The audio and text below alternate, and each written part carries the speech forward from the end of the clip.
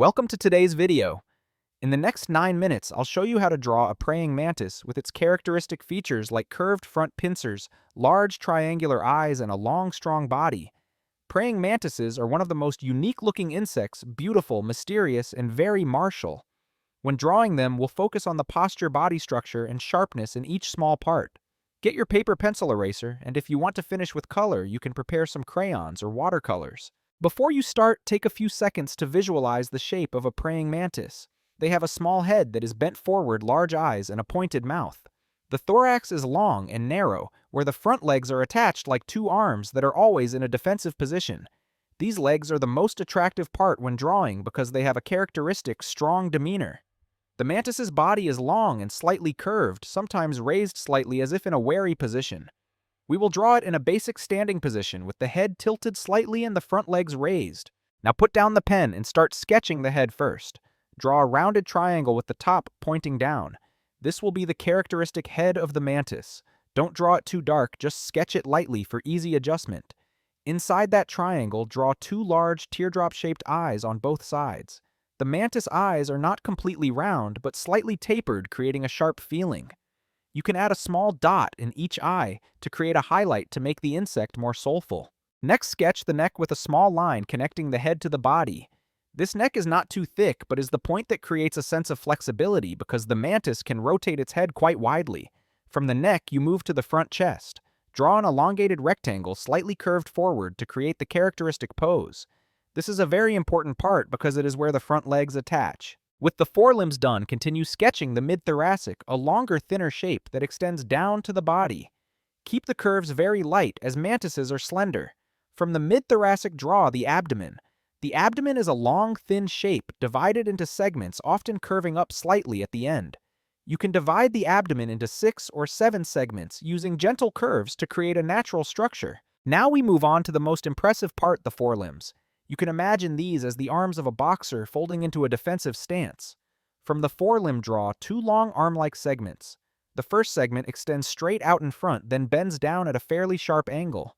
From that bend, draw a second segment that is as long or longer than the first. The legs end with a small curved hook-like segment. To make the legs more dynamic, add sharp spikes along the inside edge of the legs. These spikes are the mantis's weapons, so you can emphasize them lightly to make them more defined but still keep them natural. Next, draw the remaining 4 legs. The middle and hind legs have a similar structure consisting of 3 small segments forming a Z shape.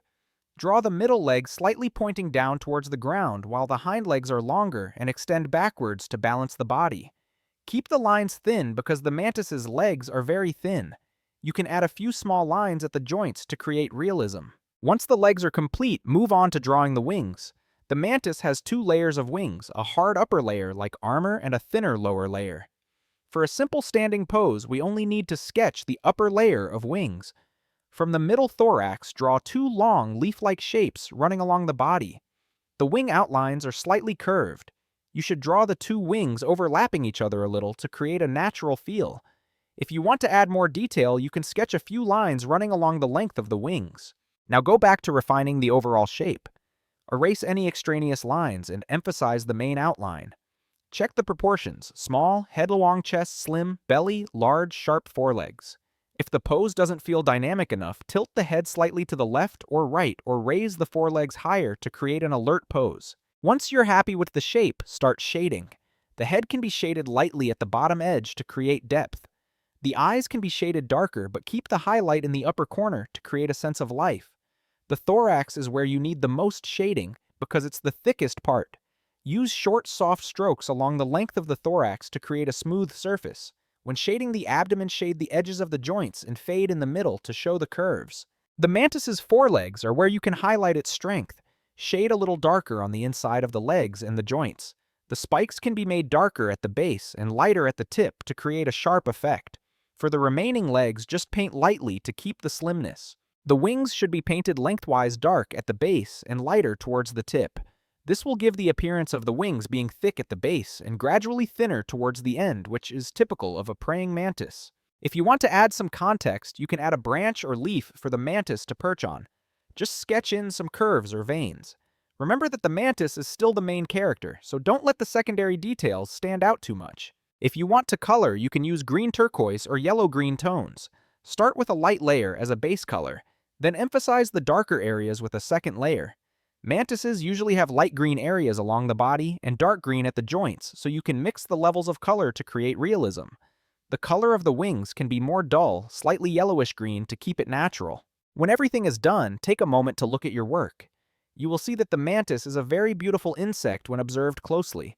Its curves, joints, and body structure all give a strong but artistic feel. Drawing a praying mantis not only helps you practice your observation skills, but also helps you understand more about the shape and movement of insects. Thank you for making this drawing with me today. I hope you find creative inspiration and continue to explore the world of insects through painting. See you in the next drawing tutorial videos. Welcome to today's video. In the next 9 minutes, I will guide you step by step to draw a cute, vibrant, and colorful beetle. The beetle is a small insect but has a very prominent beauty thanks to its shiny, hard shell, bright red wings, and familiar black dots. When drawing this species, the most important thing is to keep the shell round and smooth while expressing its mischievous and cuteness. Prepare drawing paper pencils, erasers, and if you want to add color, prepare watercolors or crayons. Before we begin, imagine a beetle crawling on a green leaf. It has a small shape with a nearly hemispherical body, adorable short legs, and a small head protruding forward. The most prominent feature is the bright red or orange wings with round black dots. When drawing, you just need to focus on soft curves as the beetle has a very round shape, not too complicated, very suitable for beginners. Now put down your pen and we will start by sketching the overall shape. First, draw a round oval or the hemisphere. This will be the main body of the beetle. Keep the lines very light so that you can easily erase and edit when needed. The body should be slightly puffy at the top and tapered at the bottom like a small marble. You can decide to draw the beetle from a slightly side view to create depth or straight down if you want simplicity. Once you have the basic shape of the body, continue drawing the head. The head of the beetle is quite small compared to the body in the form of a smaller hemisphere attached to the front edge of the body. Draw a gentle curve to indicate the junction between the head and the body. You can add 2 small dots on either side of the head to indicate the eyes. The eyes of the beetle don't need to be too detailed. Just highlight them with 2 small black dots to create a lively feeling. Next, we'll sketch out the wing division. When the beetle closes its wings, it forms a straight line from head to tail, dividing its body in half. Draw a soft curve down the middle of the oval. This curve determines the direction and angle of the beetle, so if you want to make it lean slightly to the left or right, adjust this line accordingly. Now we move on to the legs. The beetle has 6 small, short, slightly curved legs. Draw 3 legs on each side, starting from the bottom of the body. Each leg only needs 3 short segments connected together like a gentle Z shape. Since the beetle has quite small legs, you don't need to make them too long. Keep the lines thin to create a cute and balanced look. Once the basic shape is complete, start adding the most important details, the black dots. Depending on the type of beetle, the number of dots can be 4, 6, or more, but the most common is still 7 dots. You can draw 3 dots on each side of the body and a small dot near the head. When placing the dots, avoid placing them too close together or too evenly, as natural always creates a more beautiful and realistic feeling. The dots should be soft circles, not too perfect, just keep them round. At this point, you can go back and refine the entire outline. Use an eraser to erase the extra lines and clarify the main curves of the body, head, and legs. Make the body smooth because the shell of the beetle is the main part that creates the beauty of this insect. When editing the outline, pay attention to make the body look balanced and round. Next, we start the process of shading the picture. Under the hard shell, the beetle has a quite high gloss. Start by lightly shading the lower edge of the body to create the effect of light shining from above. Using a pencil, gently trace the curve of the body to create a rounded, glossy look. Don't shade too heavily, just a thin layer to keep it soft. The head can also be lightly shaded darker at the bottom and lighter towards the eyes. For the legs, just shade them at the base and lighter towards the tips. Since the legs are so small, the light shading helps them look subtle and doesn't make the drawing too heavy at the bottom. Once you've shaded them, you can consider adding a background for the beetle. A large green leaf with soft curved veins will be a great base to highlight the color of the beetle. Draw a simple leaf with large curves, then add a few veins running from the stem out to the sides. The leaf can be slightly curved or tilted to create a natural feel. You can place the beetle on the edge of the leaf to give the appearance of it crawling up. If you want to color, this is where the drawing really comes to life. We'll start with the base color of the body. Beetles are usually red or orange, so you can make them as artistic as you like. Start with a light layer of color to create a base, then gradually increase the color at the edges of the body to create depth.